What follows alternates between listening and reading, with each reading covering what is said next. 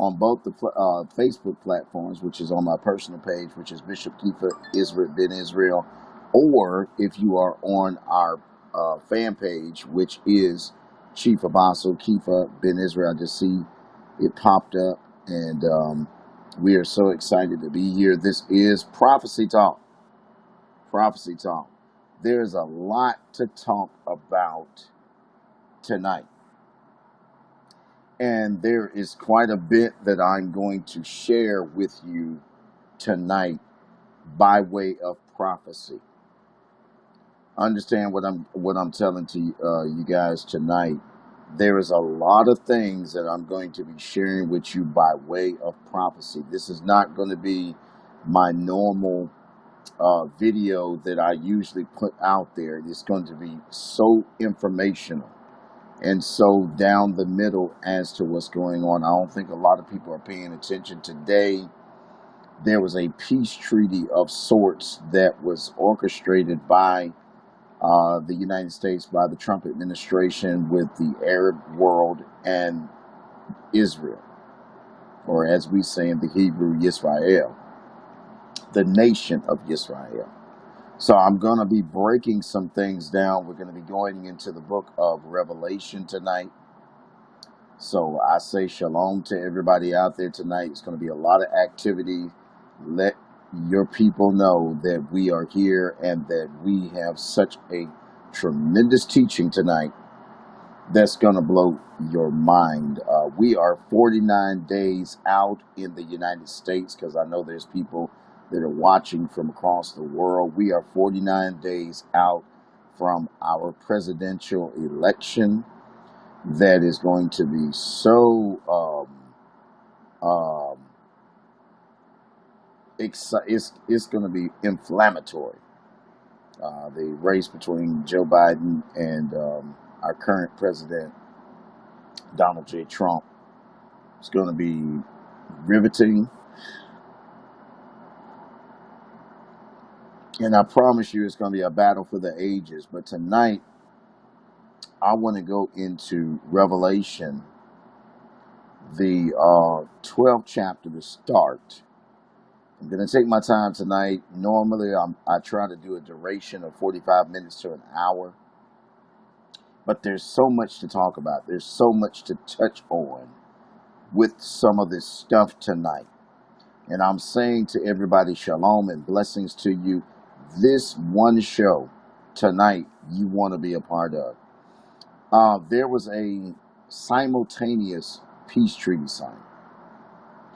And one thing that I don't like about some of our Christian brothers and sisters and the Hebrew brothers and sisters is that we are Torah driven, and we are driven from the basic fundamentals of the Bible, but we are not driven prophetically.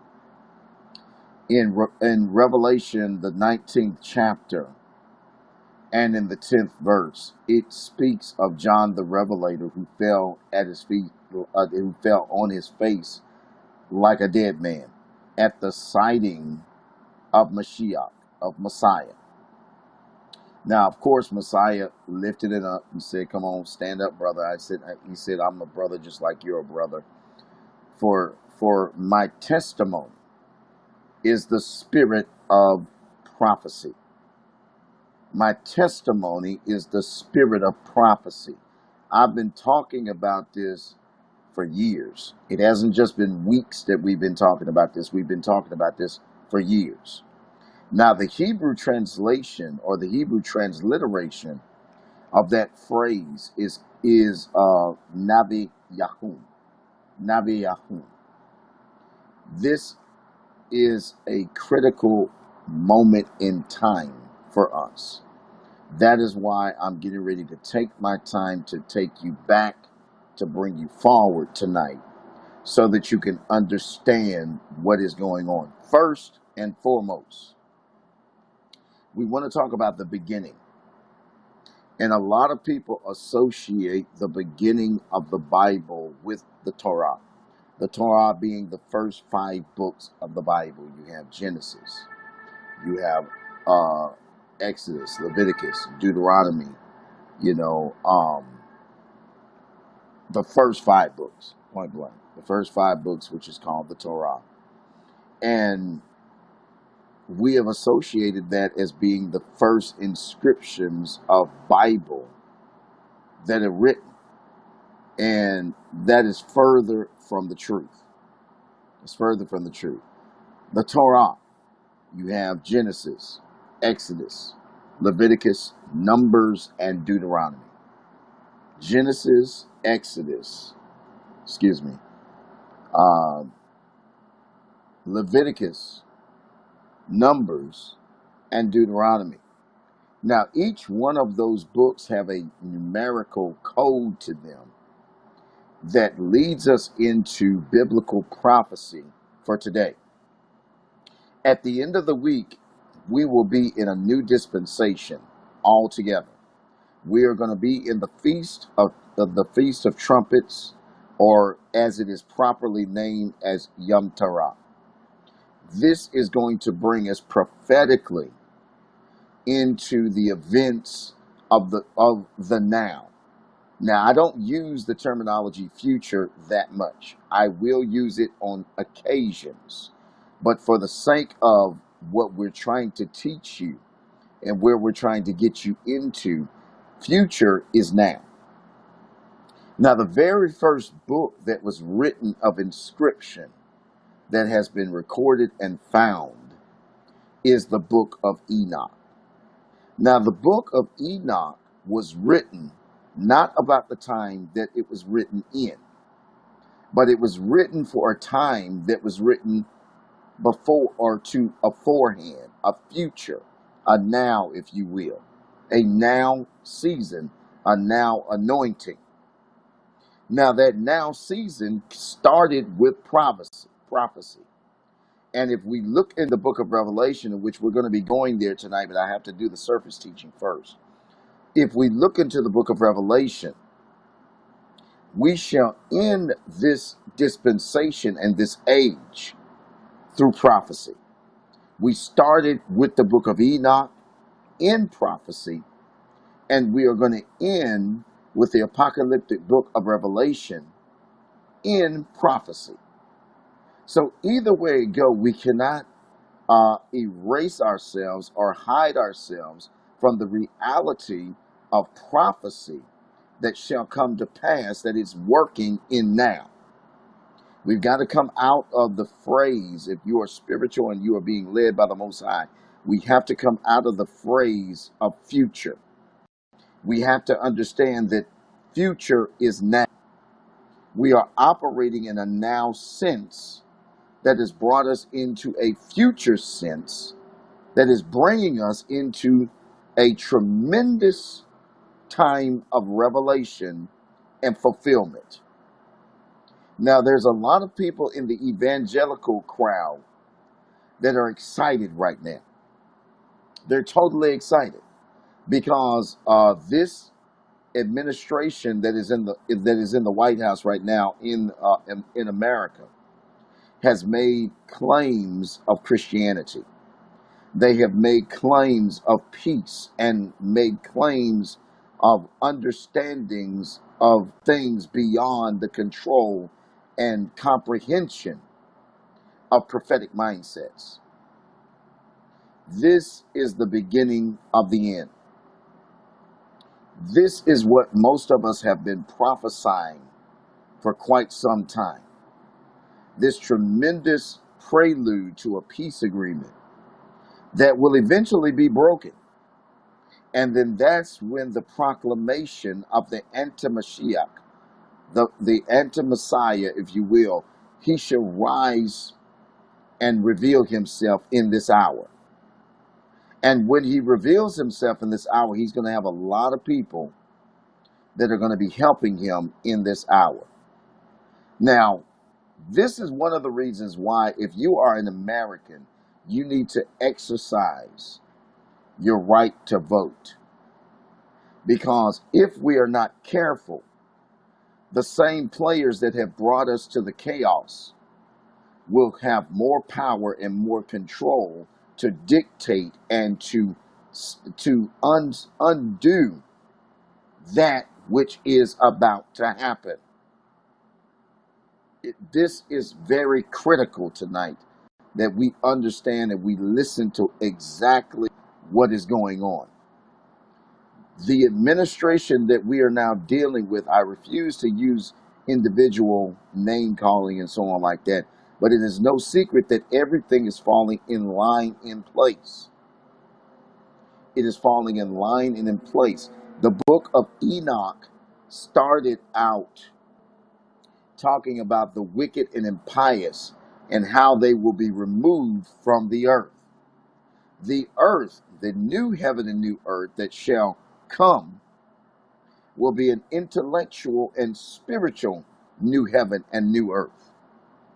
Now, this new heaven and new earth will come after the result of the beating and the bruising of this particular heaven and earth.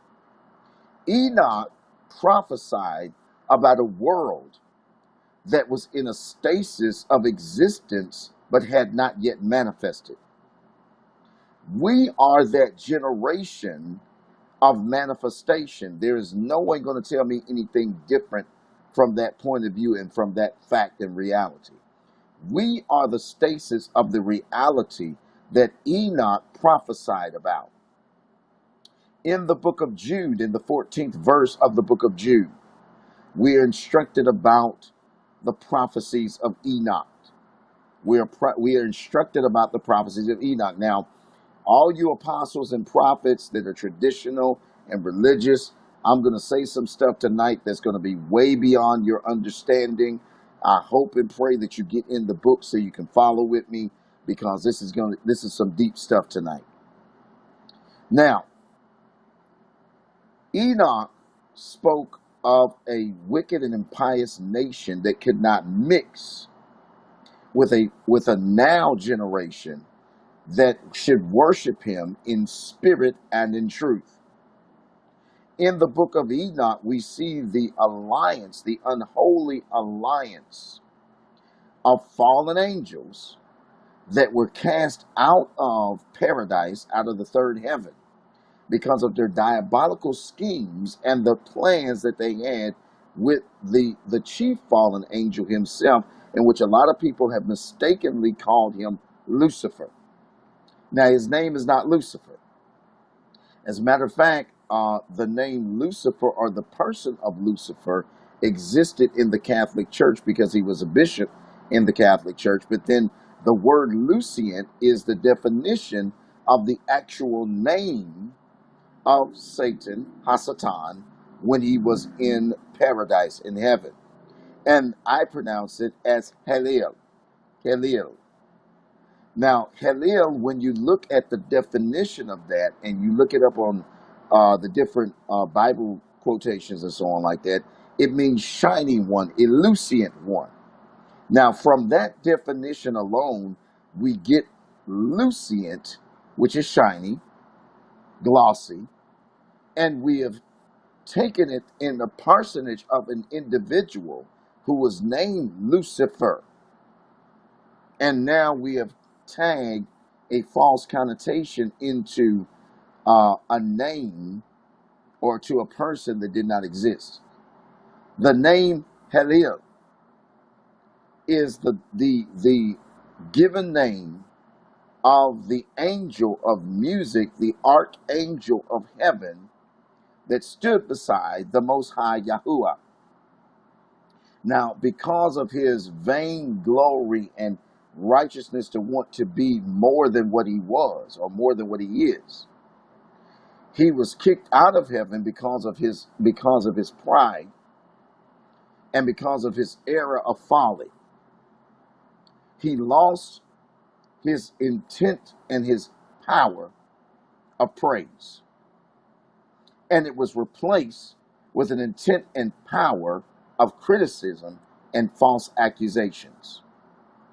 Isaiah, the 14th chapter, plainly talks about this. Okay, it talks about this. And he was cast to the earth, contradicting to what most people have taught and been taught in churches. He was not cast to hell. He was cast to the earth realm, in the atmospheric realm of the earth. And there were many angels that followed and ascribed to the pep talks of Heliel. These angels came into the earth realm also because they were cast out with him. You look in Isaiah 14 chapter, it says that he was cast out of heaven, him and his angels. Now, those angels did not necessarily converse, but they had one thing in common, and that was the hatred for the image of the Creator. The image of the Creator being mankind, humankind. So they vowed on the Mount of Haran to corrupt the image of the Most High. They vowed on the Mount Haran to corrupt the image. So what they did was they took the women of the human race and mixed with them and produced children from them. And those children that they produced from them are known as Nephilim. Nephilim. And these half-breed, if you will, were brought in a nature of dominance to pervert the mere existence of mankind. They were brought to pervert it. And as they perverted the existence of mankind, now up and arose an agenda. And Semajah, who was the chief of the fallen angels, made a pact with the rest of them that they would continue to corrupt man by bringing the secrets of heaven to earth. The secrets of heaven were brought to earth. They were taught about, mankind was taught about weapons. They were taught about dyes and plants and makeup and all different things that were not supposed to be taught to man. We were taught about astrology. We were not supposed to have the knowledge of that. We were only supposed to worship the Most High Yahuwah in his entireness, his fullness. We're not supposed to know some of the things that we know now. We are in debt with those things now because the Bible tells us deep reaches out to deep. But we have to reach out to correct the wrongs and the misinterpretation of things that were taught to us before our time. This is how important the book of Enoch is. It's time to break out with the full revelation of knowledge. And let's stop being ignorant and teaching church propaganda. We're coming out of the church scene right now. Now we're teaching a kingdom agenda. And in that kingdom agenda, we're bringing out this truth. Now, a lot of people say, what does all this stuff that I said, all this stuff that I'm bringing out to you in the book of Enoch, what does it have to do with now? Because the book of Enoch, the book of Daniel, Ezekiel, and Revelation, the apocalyptic book of the truth, as I call it, now have come in full circle. They have come in full circle. And in Revelation, the 12th chapter, Revelation 13th chapter, it begins us into a journey of eschatology, or in other words, an apocalyptic revelation of end. This is the reason why the language of the Hebrew nation is so important, because there are codes and keys in the language of the Hebrew nation that has brought us into the understanding of the now. Remember, the now is the future. The now is the future. So I'm going to start tonight, and we're going to walk through this thing on a very deep level in the 12th chapter of Revelation. I'm going to take my time tonight to work this thing out with you, because it is going to blow your everlasting mind, the revelation part of these things that we're going to talk about. Now, Revelation, the 12th chapter, in my studies and in my revelation, is the five personalities. The five personalities. Okay? The male child and the beast, the seven heads, and the ten horns. Now, Revelation 12 and 13 identify and describe the seven key personalities, or forces, if you will, that are integral to the understanding of the events of Revelation. The five personalities are discussed in chapters 12 and uh, um, and 2 are discussed in chapter number 13. It's discussed in 12 and 13. Chapters 12 and 13 occur around mid-tribulation, where we're about to walk into, where we're about to come into, we're about to come into a tribulation period. So we are on point with our timing with this teaching tonight because of the Feast of Trumpets that's about to happen this weekend into this Sabbath. We are on point with this teaching. Now, it's going to happen around in the mid-tribulation, which is now, on the prophetic timeline, and are considered providing additional information that the normal flow of events that's going to happen will happen. We are getting ready to see a normal flow of events that are going to prophetically take us into the next level of understanding in preparation for spiritual warfare. And not only spiritual warfare, but bring us into the understanding of the enemy's diabolical plan to set us off track from where we should be. Y'all better hear what I'm saying. Let's go to verse number 1 and let's talk about this. Verse number 1 in chapter number 12 of the book of Revelation, it says, "Now a great sign appeared in heaven, a woman clothed with the sun, with the moon under her feet, and on her head a garland of 12 stars." Wow. That's the first verse that we're dealing with. Now, a great sign appeared or was seen in heaven, symbolizing events primarily on the earth. That's what it did. It symbolized the events primarily on the earth. Now, the sun-clothed woman is the first sign identified. The woman is a symbol for the Jewish nation of Israel. There are three groups of people that I want you to understand: the church, Israel, and the Gentiles. The church, Israel, and the Gentiles. Now, the church itself is about to go through a transformation from one stage of evangelism to another stage of kingdom mindset and kingdom provision. The kingdom is now here. So we are moving out of the mindset of church altogether, and we're getting in the mindset of unity of kingdom. Of unity of kingdom. Now, the woman does not represent the Gentiles because she is under persecution by the Gentiles. Y'all better hear what I'm saying. Therefore, the woman must represent Israel. After Revelation 4 and 1, the emphasis of the book of Revelation is Jewish with a focus. It's Jewish with a focus. Y'all better hear what I'm saying. Jewish with a focus on Israel.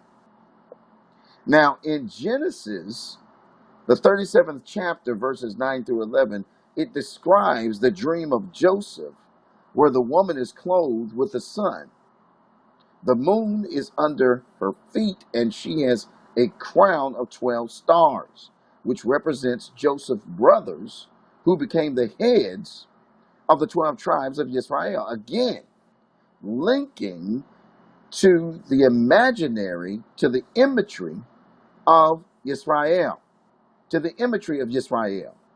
Now, the sun, the moon, the stars give off or reflect light, which is symbolic for Israel being a light bearer for the Most High God, Yahuwah himself. Israel will again rise as a light bearer. Now, I'm telling you, this is going to be very hard for a lot of you in the evangelical crowd because you've been teaching and preaching that your Christian church is getting ready to rise. But I'm here to tell you that according to this, it is not going to rise. It will be the nation of Israel in its full capacity to be the kings and the queens that they have been ordained to be, that shall rise in this hour. Oh man. And there will be great opposition to this fulfillment of rising. There's going to be great opposition to that. Now let's go to verse number 2 in chapter number 12. It says, then being with child, she cried out in labor and in pain to give birth. Now the pain absolutely refers to the remnant of Israel. That's what the pain that the woman in chapter number 12 of the book of Revelation, it represents the pain. Come on, somebody. Now, the Hebrew people, the Jews, are in travail. They're in travail, labor and pain. They're in travail at this time because of the persecution that they have been experiencing from the 10 kings or kingdoms and the whore of the mystery Babylon. Hello, somebody. Of the whore of the mystery Babylon. Here we go. Now, Gentiles have persecuted the Hebrew people, dating all the way back to the Egyptian Empire. And the worst persecution is yet to come under the direction of the anti-Messiah. It's yet to come. Now, prior to their deliverance at the end of this tribulation period that we're about to experience, they are being with child. They are being birthed into truth. Now, that means that Israel is to give birth to the male child during this period. The male child being represented in truth. We are birthing and we are kicking with pain in truth. Oh, y'all better hear what I'm saying to you. I'm giving you some revelation tonight. Verse number 3 in Revelation 12 and 3, it says, and another sign appeared in the heaven. Behold, a great fiery red dragon, having 7 heads and 10 horns and 7 diadems on his head.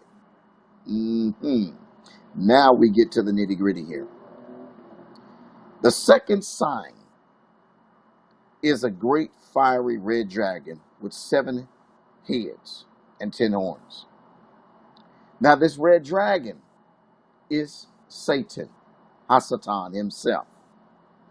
He is red with the blood of the martyred saints throughout the time and the ages. Now this is the first reference to the 7-headed 10-horned beast.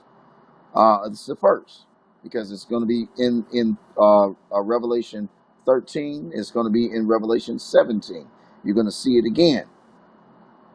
Now the 7 heads stand for the 7 world empires that have persecuted and will persecute Israel prior to the anti-Messiah's rule. Prior to his rule. Oh, my goodness. This is going somewhere. Now, the first 6 empires that were existed were Egypt, Assyria, Babylon, Medo-Persia, Greece, and Rome. Now, I taught on this in one of my prophecy classes, and this is just really seriously deep. But it's going to be where you can understand it. Now, this again, 6 empires, the 6 empires that have come beforehand, that have set the stage for right now, are Egypt, Assyria, Babylon, Medo-Persia, Greece, and Rome. Now, the 7th empire is the reconstructed Roman Empire. It is a reconstructed rather than a revival of the Roman Empire. It's not a revival. It is a reconstructed Roman Empire. Yeah, come on here.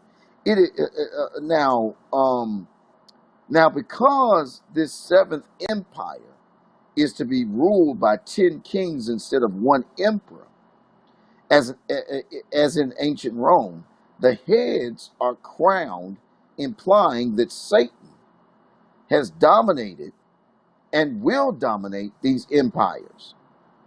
Now, the 10 horns represent the 10 kings that rule the seven kingdoms. They are not crowned because Satan gives power over these kings to the Antichrist, the anti-Messiah. They're crowned because of that. Man, oh man, oh man. And we say we study, but we are impervious to these facts that we are getting ready to see the emergence of the kingdom. But in the midst of the emergence of the kingdom, we are going to see tremendous persecution of those of truth. Israel will rise as a nation in this hour, and they shall speak forth prophecies. Somebody don't like me right now. We're going to speak forth prophecies because we now understand our identity. There is no surprise that the wheels of social injustice have crunked back up, because Israel is waking up from her sleep state in all the places that we have been scattered, and we are now coming to the forefront of understanding, and we understand our identity. Oh, y'all better hear what I'm saying to you. We understand the forefront of our identity. And because we understand the forefront of our identity, we are no longer going to allow people to displace us and to misplace us any longer.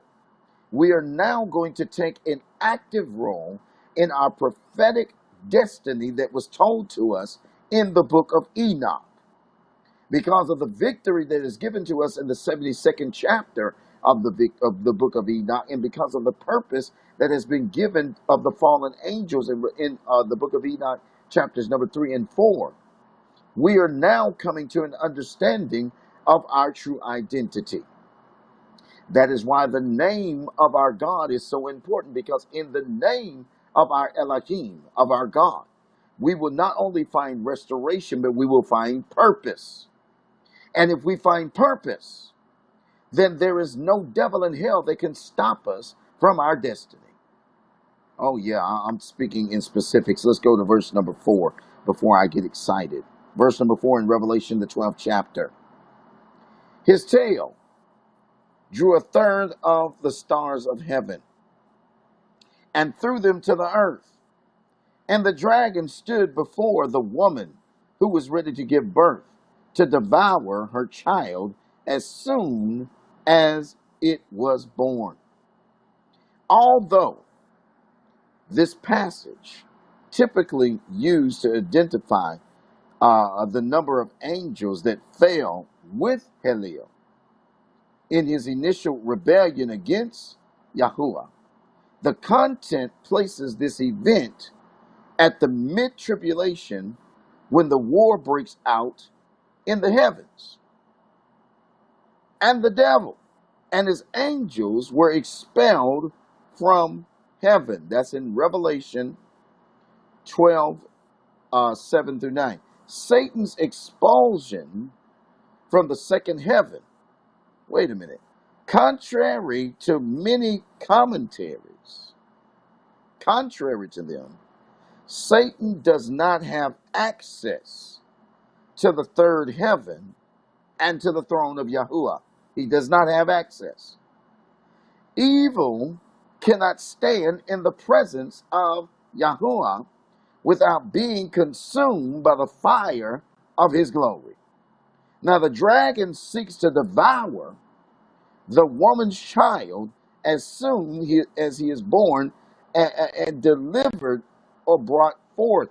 We, Israel, have been devoured through the incantation of slavery and by political design to keep us from knowing our identity and to keep us from knowing our purpose. Contradictory to what most people think, they think that Satan is running back and forth with access. He does not have access to paradise, to the third heaven. He does have access to the satanic atmospheric realm of heaven, which is the second heaven. He does have access to that because he was cast to the earth to cause trouble for man, for the creation, the imagery of the Most High. Good Lord, I ain't going to be able to teach all this tonight because y'all ain't going to get this thing. The imagery, verse number 5. And she bore a male child, who was to rule all nations with a rod of iron. And her child was caught up to Yahuwah and to his throne. Now, the woman brings forth a male child, who is to rule all nations with a rod of iron. Now, this child is caught up with Yahuwah and his throne. Now, commentators have varied in the interpretations of this passage of Scripture. Most identify Mashiach, Christ, as the male child. And there is some strong support for that interpretation. It's very strong support. Now, Mashiach, Christ, was born in Israel from the tribe of Judah, Yahudah, and he will rule the nations with a rod of iron in the millennium. Now, that is found in Psalms, the 2nd chapter, and it goes into verses 7 through 9. But however, Christ is the appropriate interpretation of the male child. Then this is backwards, and look to the birth of the ascension of Yahusha, which doesn't flow or fit the content of chapter number 12. And that's because he's not speaking of Yahusha's birth, but he's speaking of the birth of a nation of Israelites that understand their purpose and destiny. They understand their purpose and destiny. We should be prophet the now. Future events are open about, and it's good to have a word of knowledge and a word of wisdom. But if you're going to prophesy, you need to prophesy into the now. We are seeing a turn, if you will, where religion and politics are being used as a ploy to bring about a reverent change into a circumstance that was never, ever twisted from the beginning. Y'all better hear me here. The system itself was never twisted. We were built on a Babylonian system, a governmental system that was created to dominate and predestinate and to make people feel less than. For those of you that do not understand that this is the first form and the greatest form of racism, then you do not understand it. The racism was started by the angelic hosts because of their total jealousy of the creation of the imagery of the Most High. It was the fallen angels that had a problem with the entire DNA of the human race. And because of that, they stood at the mouth or at the head of the bed of the woman that gave birth to take away the identity of her children. Woo-wee! I'm talking tonight. And for thousands of years, her children have been scattered amongst the nations without a purpose and a destination. And they no longer understand the power that they were endowed with from birth. Oh my goodness. There has been a separation in cultures that has brought a stigmatism, if you will, of the jealousy of the fallen angels. That is the first and greatest form of racism that has been developed in our society, in our world, and through the prophetic. Satan, Hasatan, when he lost his position and lost his say-so, automatically became the number one enemy of man. Hasatan, the adversary. He now opposes the will and the fortune of our Heavenly Father. And because there are seeds of Hasatan in the earth realm, because there are seeds of Hasatan in the earth realm, they have taken on the nature of their father, the devil, and have become racist in the natural, just as well as racist in the spiritual. The Bible says, whatever is loosed in heaven shall be loosed upon earth, but whatever is bound in heaven shall be bound on earth. We have loosed the bands of the wild ass, as they say in the book of Job. Who has loosed the bands of the wild ass? Now, because of the pure judgment in the book of Enoch of the fallen angels, this same attitude, this same misconstruction of justice has seeped into man. Man has become divided in its sense because we are in a race against time. Y'all better hear what I'm saying to you. We are in a race against each other because of the diabolical plan that Satan has formed, because he was there in the conception of the prophecies of Enoch. He does not want us to understand the power that comes with prophecy. Whew. My goodness, y'all better go ahead here. The power of prophecy brings about the existence of all things and speaking to those things that are not as though they were.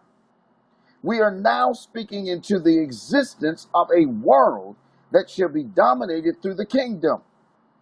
But Satan must come up against that. He must bring the racist idea of his own kinship to us.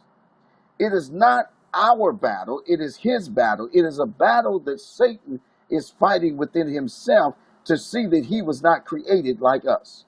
So because he was not created as a human in the creation and the imagery of the Most High, in the human race, he is now against the race of the Creator, which is humans. And that is the first form and the greatest form of racism that we are facing in our society, because now it has diluted itself into a color scheme. Oh, I'm going to teach you tonight. It's diluted itself into a color scheme. Anything brown, like Messiah, is hated. Woo, I'm talking tonight. Anything brown, like Messiah, is hated. Daniel 10:6 said that he saw the face of him. Said he had hair like wool, and eyes like fire, skin like bronze. Anything that looks and has any inclination of kinship to Messiah is hated in this society because of the first form of racism that was implanted by the fallen angels into mankind. The secrets of heaven was taught. Our identities were taught. Things that we were not supposed to know. Now we know. We understand that there is a minute difficulty and difference between us all. Things that we should not even focus on, we are focused on, because now we understand the battle is on. The fight is on. Because the fight is on. We're about to see some things that's going to blow your mind. I told you, a lot of evangelical folks ain't going to be able to handle what I'm saying tonight, because you already know that there's a shifting in the atmosphere. There is a rising of Yisrael. We are now understanding our identity and our purpose. We are no longer letting people push us around anymore. We are no longer allowing people to tell us who we are not, because we know we are. Yeah. I am that I am. Aya. We have become all the things that we will be, and become the things that we shall be as the time turns. The time is now. Whew. Oh my God, I've got to teach this in parts, and I've got to come with a little bit of stuff here. I got to come with a little bit of stuff, because I don't want to bombard y'all with a whole lot of stuff, because I'm going to be teaching this all week long, all the way up until the Feast of Trumpets. I'm trying to tease y'all a little bit so they get y'all excited into this lesson and into where we're going. Because on September 18th, the evening, we're about to see a transformation in Yom Teruah. And we're getting ready to see a move that's going to blow your mind. I prophesied to somebody tonight that which was prophesied to you 5 years ago of progression. You may think it's been delayed, but it has not been delayed, because now is the season for it to happen, because he is about to manifest it. You have went from the want to be to the manifested tonight. You went from the want to be to the manifested. And I prophesy that not only will you understand identity, but you will understand purpose. And when you understand purpose, you will understand that there is a greater assignment for your purpose. Oh my goodness. I'm just, I got to be obedient to the Spirit, because I can't give it all in one punch. I want to give all this stuff out, and I just want to put it out there like ceremoniously, but I'm going to be coming back in spurts teaching this. This is a tease. It's nothing but a tease. I'm getting ready to get off of here, because I'm just giving you a little bit of the time. But join me tomorrow as we continue in this. We're in Revelation, the 12th chapter, and we're going to continue in this, and we're going to blow the socks off of you and give you some manifested word. Y'all don't hear what I'm saying. If you want to give to this ministry, because we financially need your help in ways to continue to progress what we do, all you have to do is go to PayPal. Go to Cash App, hit the $, type in Chief Apostle Keefa. Keefa is spelled Kepha. Or you can go to PayPal, paypal.me/K,